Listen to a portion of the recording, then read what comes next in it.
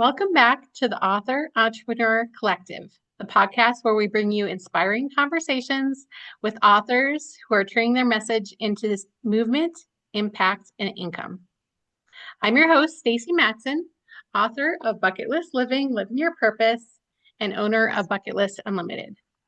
Today's guest is someone who is shining a light, literally, on a powerful and often overlooked key to better health and vitality.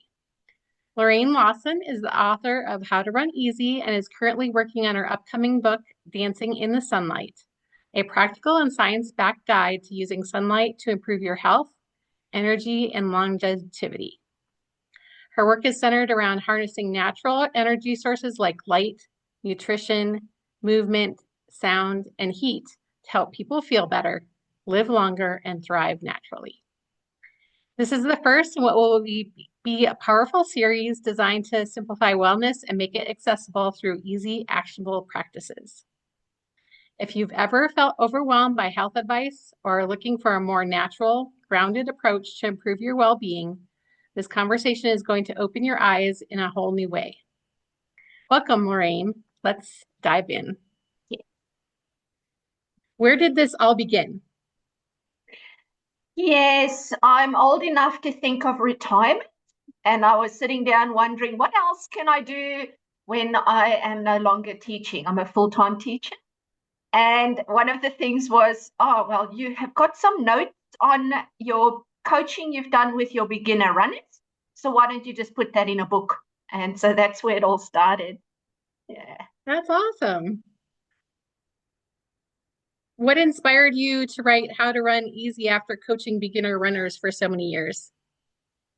I already had lots of the notes, and I thought it would be nice to be able to give that information to a wider audience through a book rather than face-to-face coaching. I'm only just in a regional town in Australia, so I can't reach that many people. And I thought this would be a way to do it. And so, yes, set out and went through the whole process and published the book myself.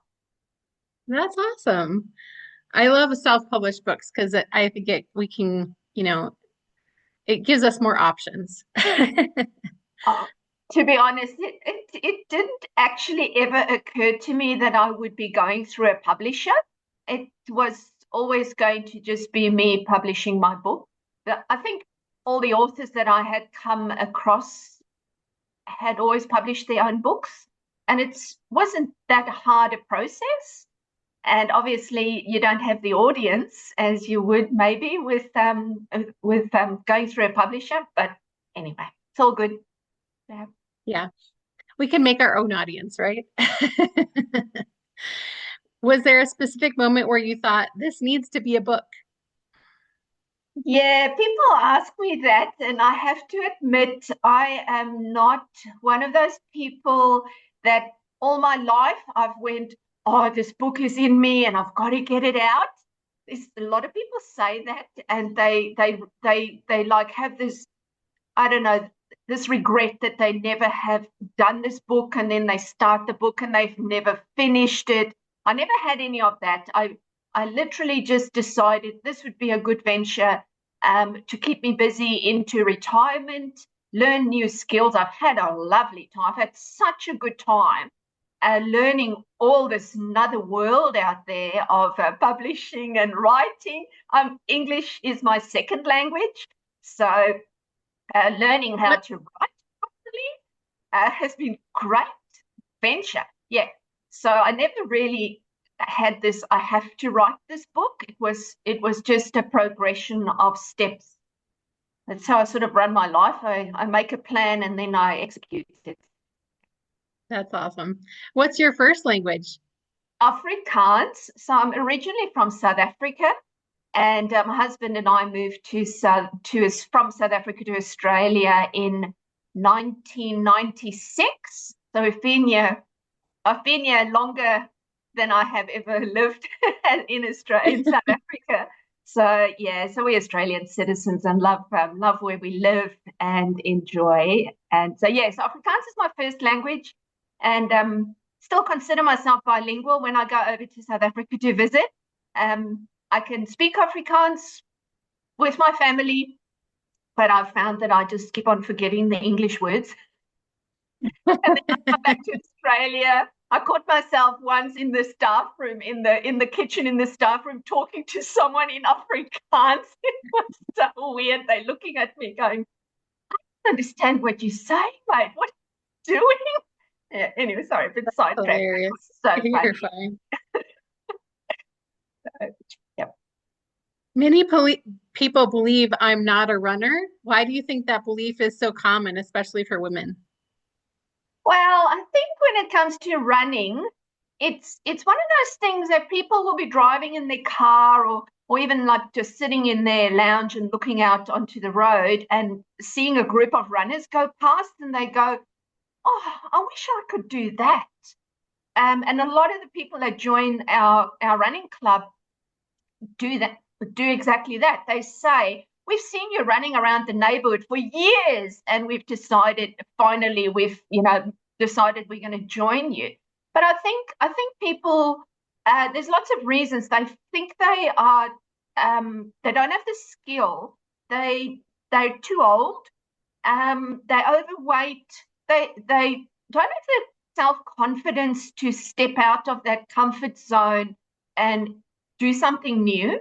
So with running, it doesn't actually have to be running that you could have a go at. It could just be something that's out of your comfort zone. And if you just, like for me with the writing, for example, you just got to take that step, find a group, like having a tribe's really good. Finding people around you that are doing a similar thing on the same like wavelength, it really works. So yeah, so I always say to people, beginner runners in particular, I say, it's really nice when you turn up and you say to me, I've never run, because I think that's the best place to start, because you've got nothing stopping you. You've got no like limiting beliefs that are stopping you from having a go at this new venture of yours, which means you'll experiment, you'll try new things, and you don't have to unlearn really bad habits that you've created over the years.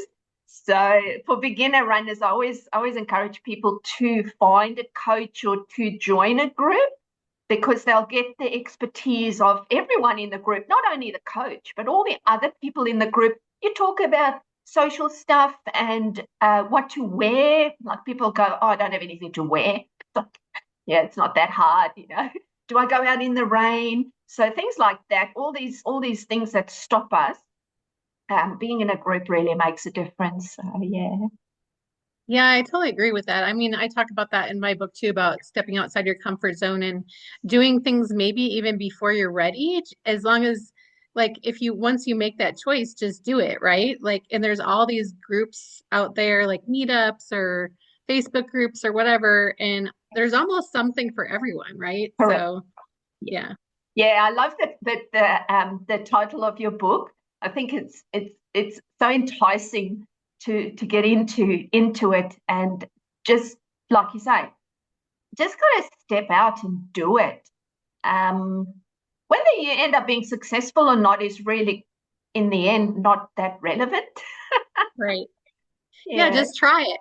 just Just that try it. growing, yeah, that the journey, as they say, Yes, rather than the destination. Yeah. exactly.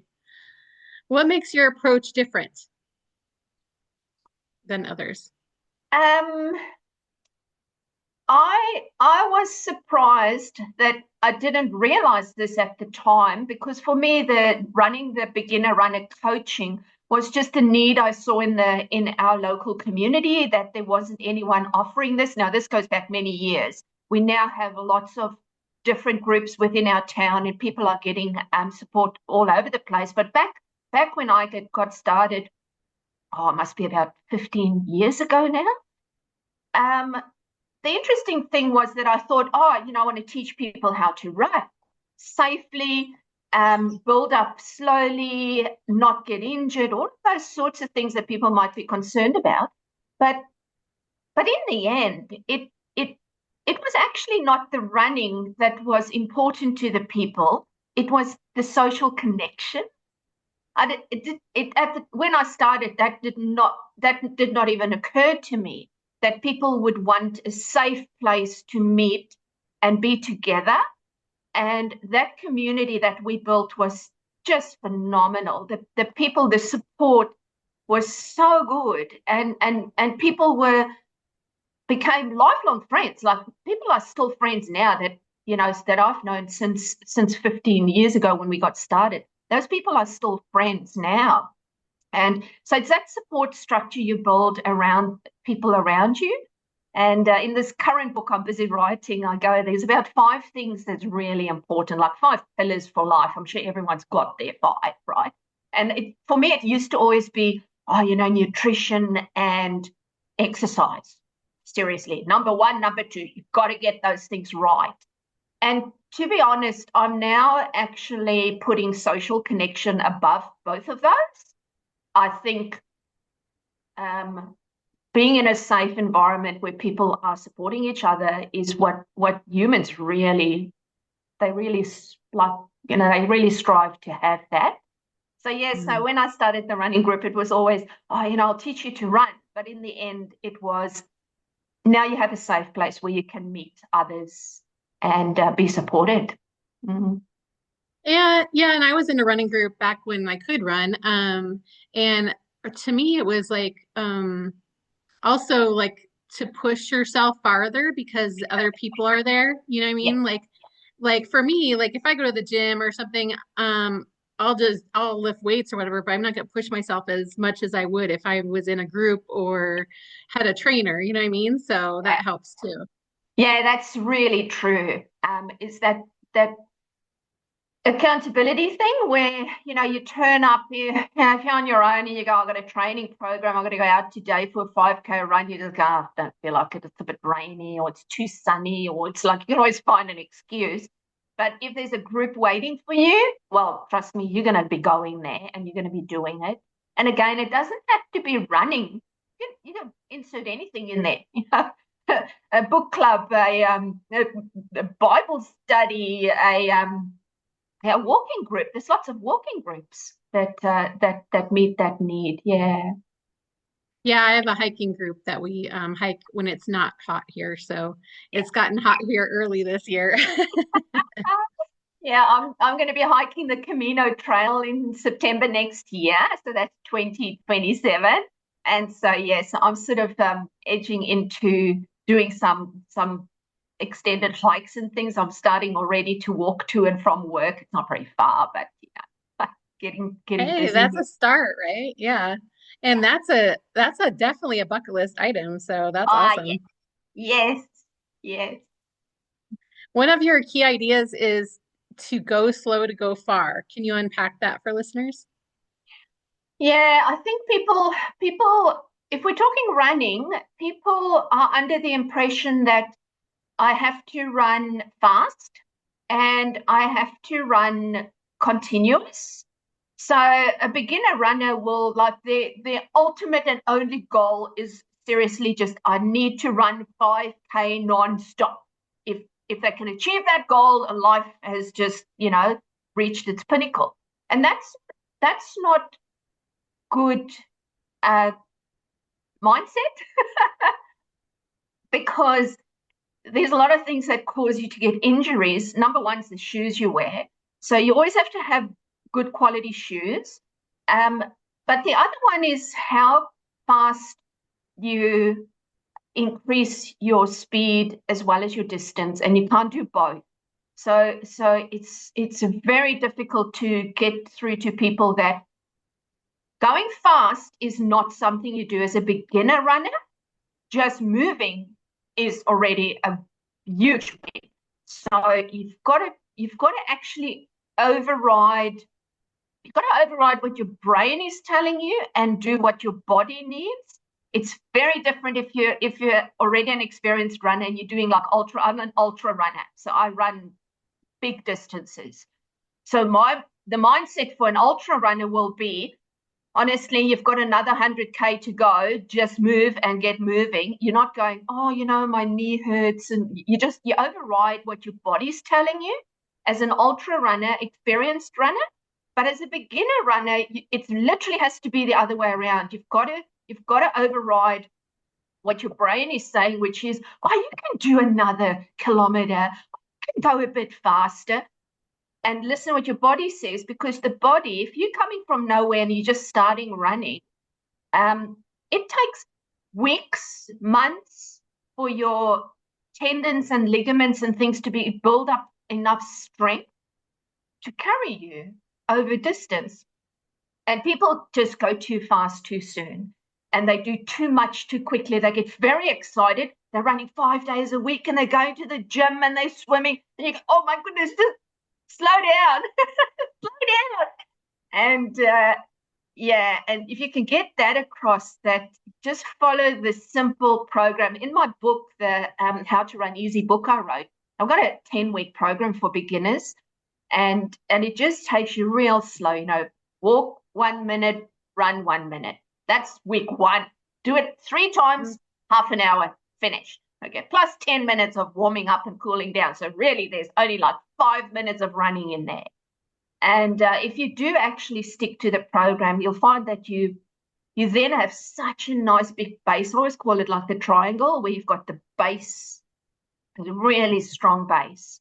That strong base means a strong body, and you're not going to get that strong body without going slow. So yeah, that's what that one's about. Yeah, that makes so much sense for sure, because you don't want to get injured right when you're starting. Otherwise, to me, I think that people get injured right away, then that might like induce them to like quit before they really get started, or not push themselves until like they get better. So yeah. Yeah, I mean, a lot of the assumption is that if I'm a runner, I'm going to get injured. Like, people just take that as a given, that if I'm a runner, there must be a time where I will be injured and I can't run, or I can only run at lower levels. That's true, because during my entire running career, and I've been running for 15 years, or longer actually, maybe, but in all of that time, I can only find one occasion where I was injured, and I wasn't so injured that I couldn't actually do my regular running at a lower intensity. Another time I twisted my ankle. So obviously that's something else. It's an acute injury that you just, don't have control over that. So I had to take it easy. But runners don't have to get injured if you're working at a low enough intensity. So I'm talking recreational runners now. I'm not talking about the elite runner that's, out there to win the marathon or something like that. That's a whole different field of people we're talking about there. I talk about the recreational runner. This is my lifestyle. This is what I want to do for the rest of my life to stay fit and healthy. If you run at a lower intensity and you don't push too hard, you still have to push, because that's how you get better. But I think people, like I say, people are just in too much of a hurry to go somewhere. And I'm going, there's no reason to be in that much of a hurry. Just enjoy the journey and take it nice and easy. And you don't have to get injured. Yeah. Right. You talk about building self-efficacy. How does running change how women see themselves? Yeah, that one comes back to mostly the age of the runner, and potentially also their weight. So if I deal mostly with women. So a lot of women have low self-esteem, and you're always worrying about what everyone else is thinking about you. Nobody cares. Seriously. Nobody cares. Nobody thinks about you. Okay. Maybe your mom and dad, mine are dead, so they're not even thinking about me. And maybe your children, and maybe your couple of best friends around you, right? Yes, fair enough. Those people are going to be taking note of who you are, what you're doing, and how you're going.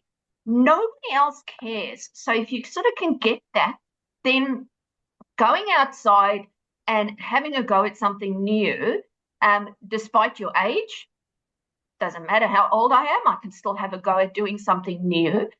Or your weight. Now, you've got to be careful if you're overweight. I think there's a line between when you should be walking and when you should be picking up running versus weight, how heavy you are. Sometimes that could have an effect on your joints or something maybe. So you just gotta do a wise choice. But the efficacy thing is really where you need to do that whole mind shift. And I've spent years doing this sort of stuff. So for me, it's easy to talk about it, but it wasn't an easy journey to go through. But that positive self-talk, you literally have to invest the energy to catch yourself when you are doing negative talk. All right. So you go, oh, I don't want to go outside today because I'm too embarrassed. I've got nothing to wear. You got to flip that. You got to say, I'm just going to wear this old pair of shorts and, this ugly top. And I'm going to worry if someone sees me on the road. And then maybe I'll reward myself in 3 months' time or 2 months' time. I'll save up a bit of money and I'll buy myself a new outfit because I've been outside 3 times a week. So suddenly not like talking myself out of going outside at all. I'm going outside and I've got, not only did I get something done, I've got a reward waiting for me at the end of it. So that whole, you got to build that resilience, and it comes with time. It's not, you're not born with it. You have to foster it. You have to develop it. So the classic runner one would be, I hate running hills, all right? Or I hate running into the wind. That's a favorite, okay? And I just go like, oh, I love running up hills. I don't, but I say this to myself. I love running up hills because that's actually like strength training. That's speed training as well. So running up a hill, even if it's just short, is the same as running on the flat and going really fast. So I won't be going as fast running up the hill. So that's actually quite a bonus. But the benefit is that if I do run on the flat, I will actually be able to run faster because of my hill training. So I never say I hate running up a hill. I'll just go, I'm not running up that whole hill. That's ridiculous. I'm going to just go 300 meters up the hill and then I'm going to walk the rest. Suddenly I've actually achieved something rather than bypass the hill.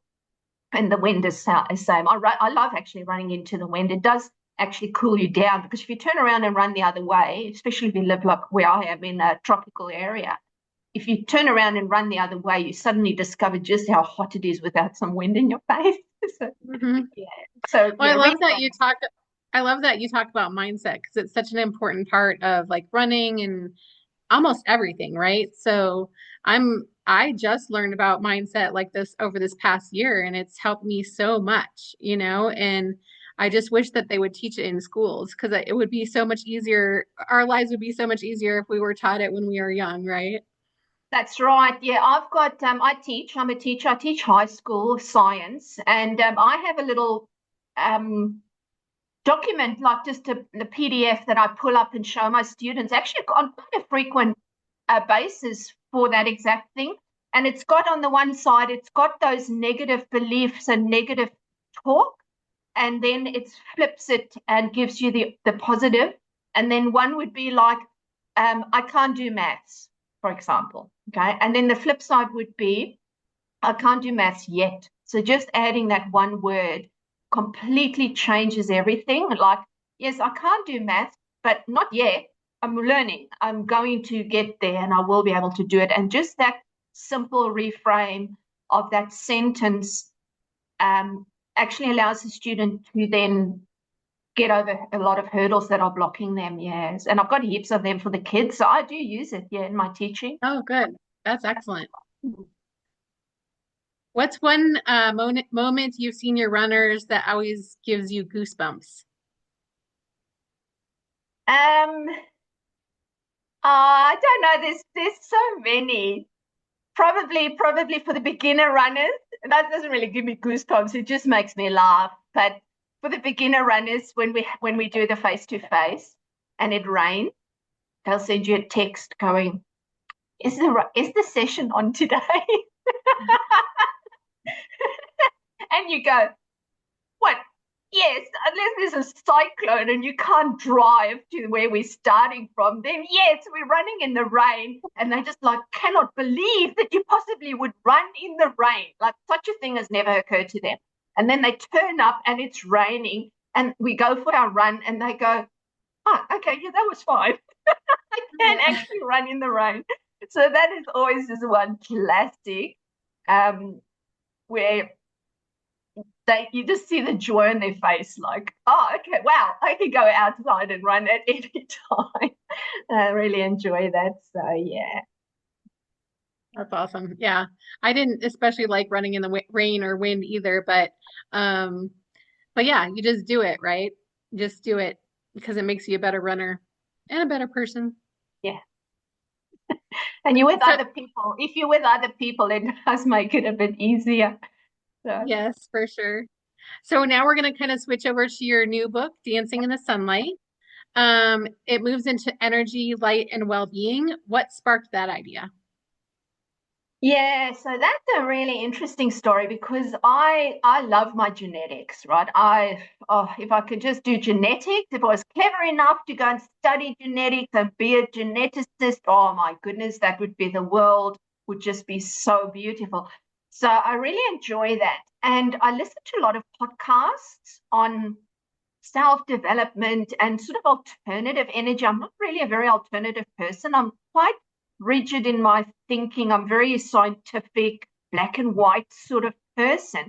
But I enjoy listening to all these podcasts and people's ideas and things.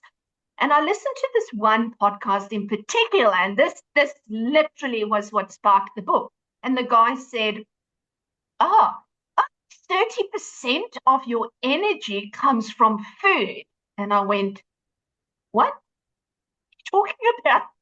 Because when I teach my students biology and we're doing, the energy production and you eat food, so the glucose gets absorbed and it goes into the mitochondria, makes the ATP, which is an energy molecule. And that's how you live, right? That's how your entire system functions, is by eating the food and the glucose getting into the mitochondria and making the energy. And I went, but if only 30% of it's coming from food, like where's the other 60%? And that's literally what sparked me. I just went, no, I need the answer to that question now. And I already had thought at the time, I was already thinking about how could I present energy to my students in a fun, exciting way for them to like remember that works. It was sort of at a high school level.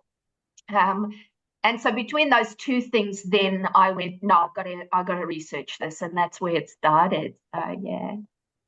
Nice. How does sunlight and circadian rhythm connect to energy, mood, and performance?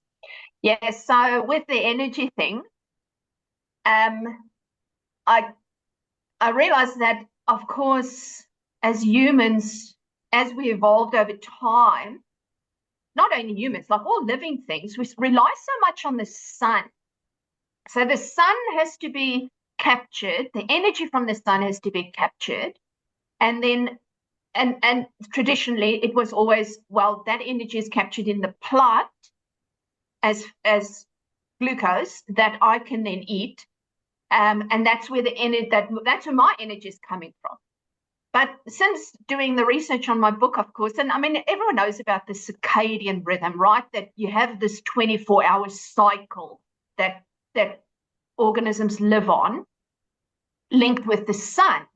But there is actually energy that will come from the sun, the photons, they call them, like the little energy molecules. The energy from the sun will literally go in your eye and will go to your brain and will spark the daily cycle to get started.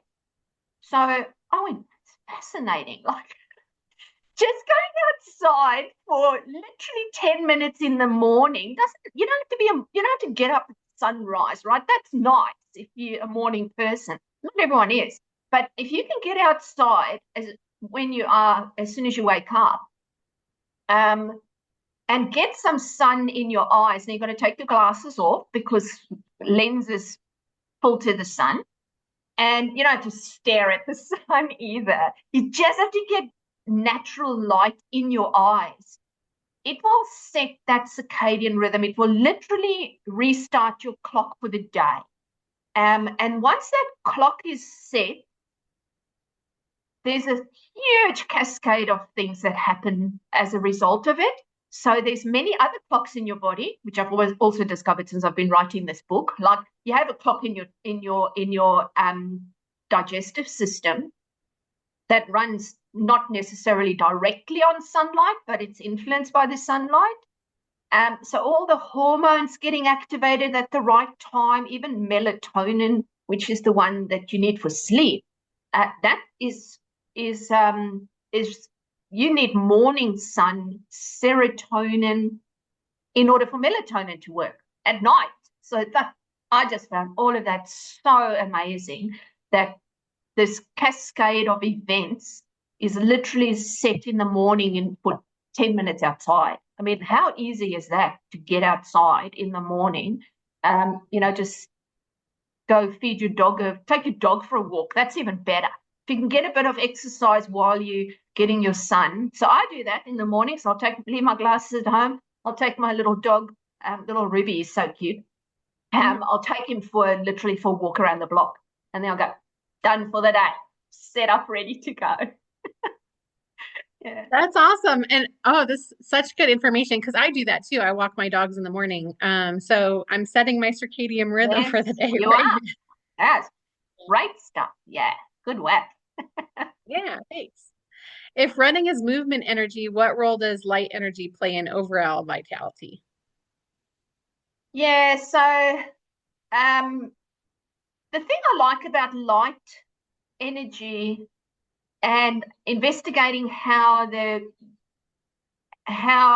we've thrown our rhythms out with artificial light and stuff, the light energy is really the starting point for all the other energies that will follow. So movement is not going to happen unless I've got enough energy created in my body to sustain that movement. But it's not only just movement energy, obviously all the other energies as well that your body needs, right? Just to make cells, replace cells, reproduce, anything like that. It's all requiring energy. But the light energy,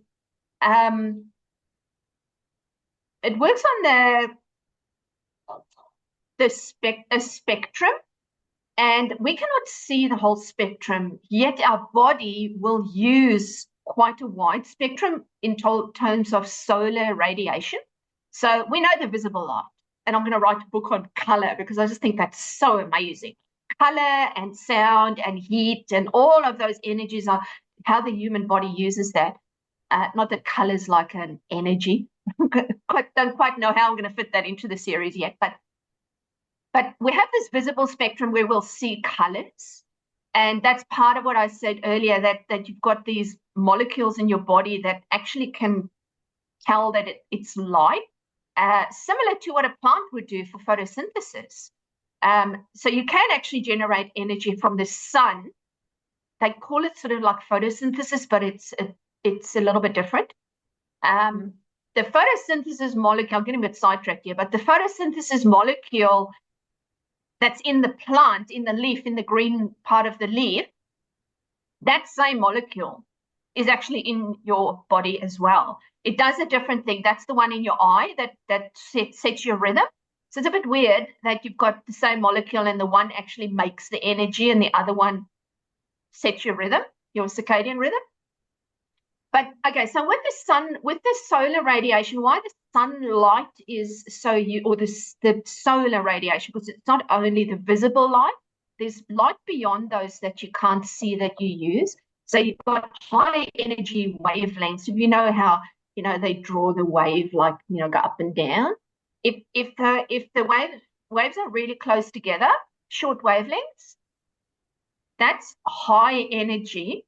And it's very damaging. It can be very damaging. So that's UV radiation, which everyone has heard of. Stay out of the sun, wear a hat, put sunscreen on, don't go outside in the middle of the day. All that stuff's rubbish because you need that UV light um, for energy. Your body literally does require UV light.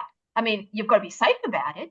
And depending on your skin type, depending on many factors, including your skin type, where you are in the world, what season it is, all of those things play an effect.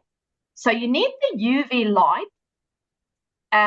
It doesn't penetrate very deep into the skin, but it does. It's required for like making vitamin D, and nitric oxide is another like miracle molecule the body will make using that UV light. And then the other side of the spectrum, which of course we can't see UV light, you can't feel it. You can't say, oh, it's hot today, so it must be high UV. There's no warmth to it either. So it's dangerous if you don't have an app to tell you, what's the UV today. Get out of the sun, it's too hot, or only stay in the sun for a certain amount of time. And on the other side of the solar radiation spectrum is the infrared light. So you can't really see that either. We sort of think we can because it's on that other side of the color spectrum. And that's a healing one.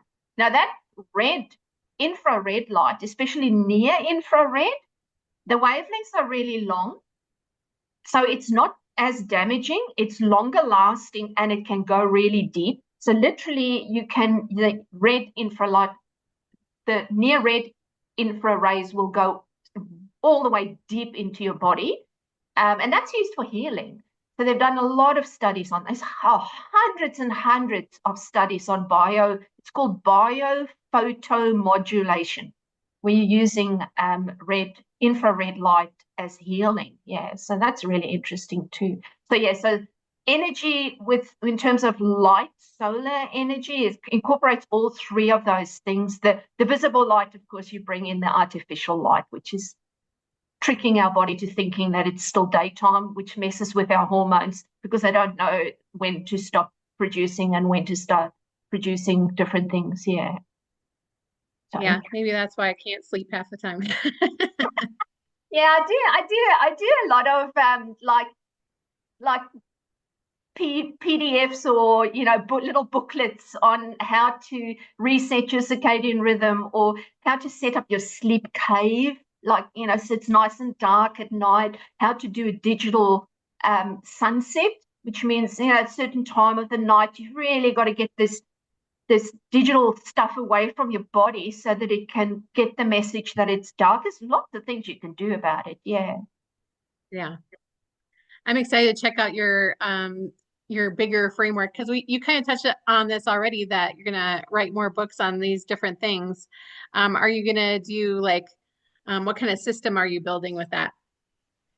Yeah, so the first book's on light, and I basically just focus on solar radiation. So this it's such a broad topic that you can just go down rabbit holes everywhere. So I just had to draw a line and say, okay, this is only going to just focus on sunlight and those three types, like the visible, infrared, and ultraviolet, and just get that out.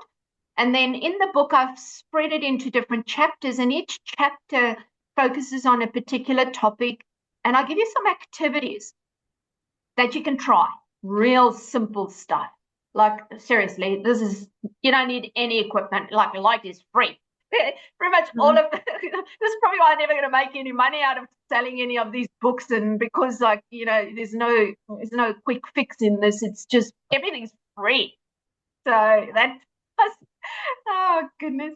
But so sunlight's sorted because I'm already in the past the developmental phase of that. I'm busy doing the final edits for that book. And then the other books, I'm going to do the same thing. So I would like to do nutrition. I think that's a little bit overdone, but the way that I'm writing these books are very you basically, if you read my book, you'll immediately pick my voice, because my book sounds exactly like I'm just talking to you now. And then I give you some activities. So it's not really it is very science-based, because I'm a scientist and I'm sort of pedantic about having accurate information and as current as possible. So I use a lot of scientific articles. So I'll probably approach each of the other books the same, where for the nutrition, it wouldn't just be another nutrition book. It would just be, chapters, and each chapter will give you action steps that you can just do straight away, incorporate into your daily life, and it's only going to take a small time. The nutrition is a really interesting one, especially because it links with that clock in your digestive system.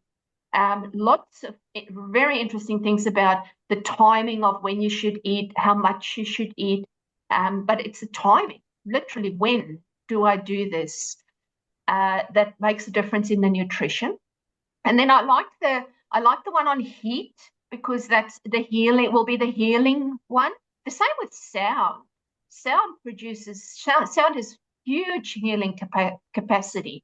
So that will be interesting to do one on that.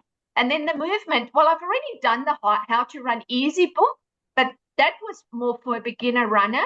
So I'll probably expand on that and do more on, for the movement. I don't want to focus on running. I just want to focus on picking an more social connection and picking activities where you are socially connected with people, and active.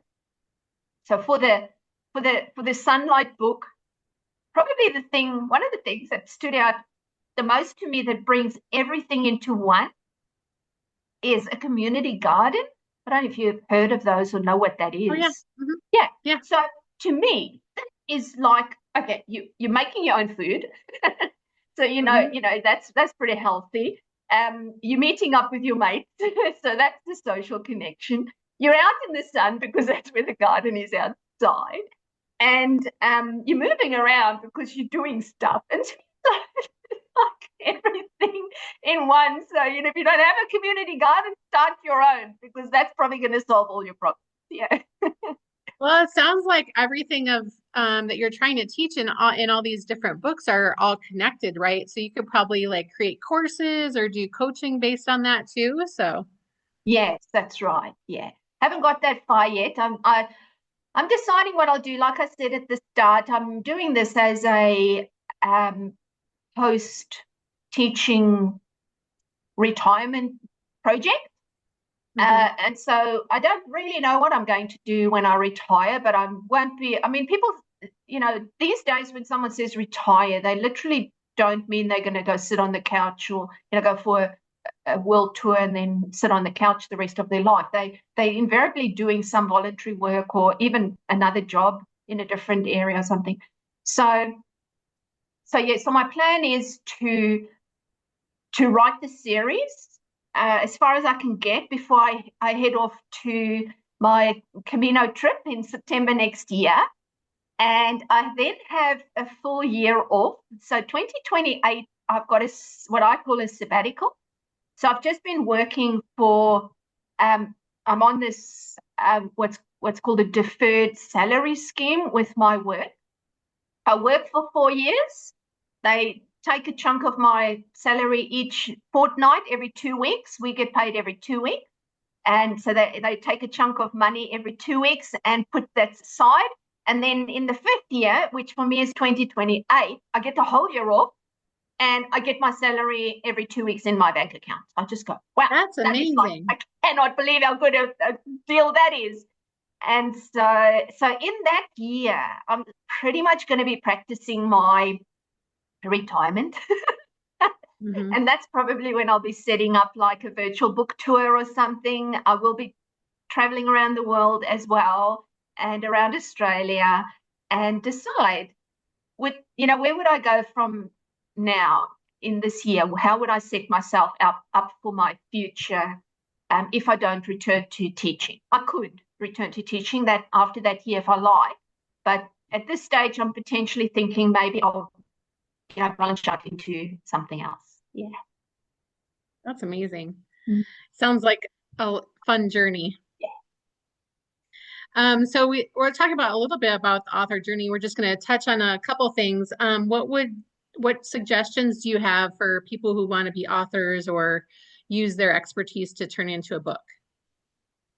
Yeah, a lot of people have a business, they're running a business already, and they would use a book they've written as like a lead magnet to pull people into the business. So it's it's useful to have a book that you just literally want to give away. It's not even intended to make you money. It's intended to pull in more customers into your actual business that is something else. Um, and then you could, of course, be writing in order to become a famous author. Yeah, good luck with that. Right. It doesn't happen to very many people. No, well, it doesn't happen because people don't have an audience. So someone like myself who's a self-publisher, well, if you've never heard of me, how are you going to hear about me? Because nobody's talking about me. So you've got to build an audience, and that takes time. That takes years to build. So technically, I published my first book in September last year. I intend to publish this book hopefully by September this year. So 2 books in 2 years working full time is not too bad going. Quite happy Right. with That's that, excellent. with that progress. But I've been building my audience since before I even published that first book, and I'm still going and I'm working full time, so I don't invest that much energy in it. So, I've got another 2, 3, 4 years to go in order to build an audience before people even know I exist, which is Mhm. fine. I'm not in a hurry. Yeah. It's like this is, I'm not going to go hungry if I don't make money out of my book. So I'm fortunate in that sense that I'm quite well set up into financially to still really be calling this a hobby until it becomes something that I want to invest my energy and time in. So I don't know. You sort of got to decide what your focus is and what your priorities are, and how much energy we'll want to put into it. But if you think you want to write a book, what I do is I do retreats. It's like I just don't do it's my own retreat, right? There's no one else at my retreat except me and my dog. And it's just an Airbnb. So get in my car, all my food and my dog and my books and stuff. And off I drive, a couple hours away from my house, and I sit there and I then have I don't have any distractions, so I can actually write my draft. So I've done that how I did both my books so far. I'd write the draft. I'm on a retreat at the moment because I'm busy doing the final editing stuff now. And for me, that's working where I can invest that time. But I think you've got to make a decision as to how important is this to you, because there are millions of people out there that started books and never finished them, right? I don't know. Its percentage is huge. It's like 90%, I pick a number, right? 90% of people that start a book never finish it, type of thing. So, and it's a tough journey, especially if you've got no skill like me. I had no knowledge in the publishing industry, in marketing, in writing even. Okay, and still I've published a book, right?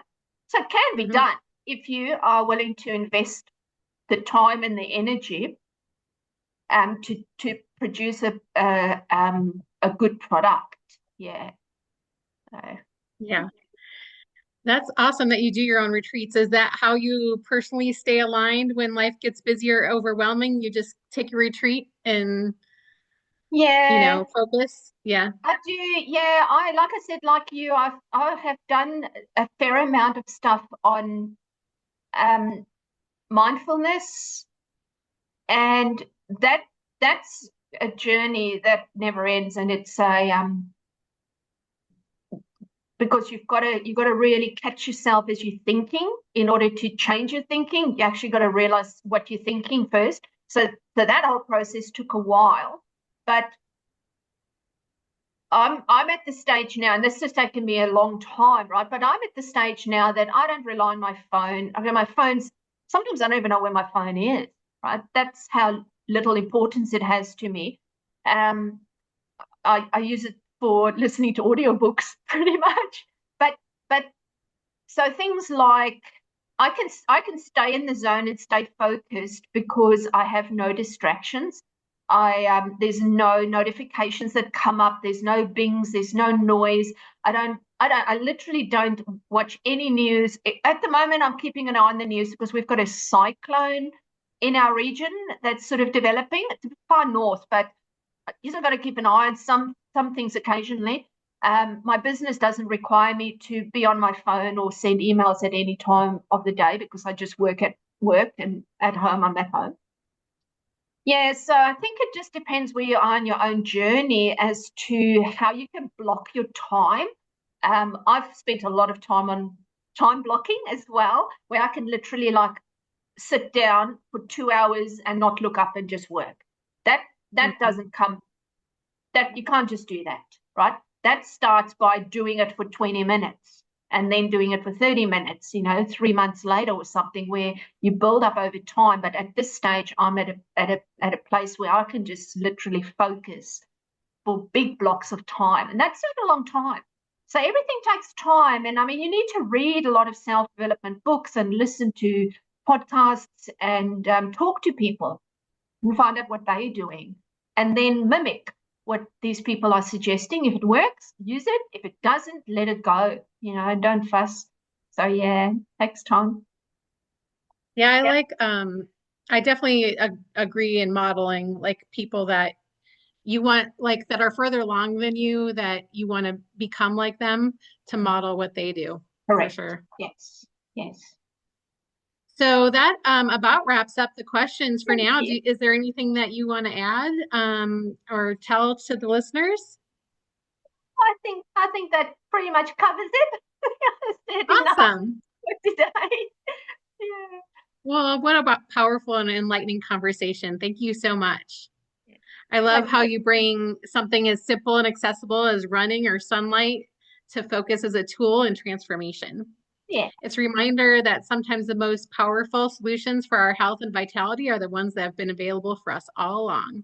If you want to learn more about Lorraine and follow her journey as she releases Dancing in the Sunlight and her upcoming series on natural energy and wellness, be sure to check her out at LorraineLawsonAuthor.com. And if you enjoyed today's episode, make sure to subscribe, leave a review, and share this with someone who's ready to make and take a more natural and empowered approach to their health. As always, this is the Author Entrepreneur Collective, where we help authors turn their message into a movement and their stories into something that truly makes an impact. I'll see you in the next episode.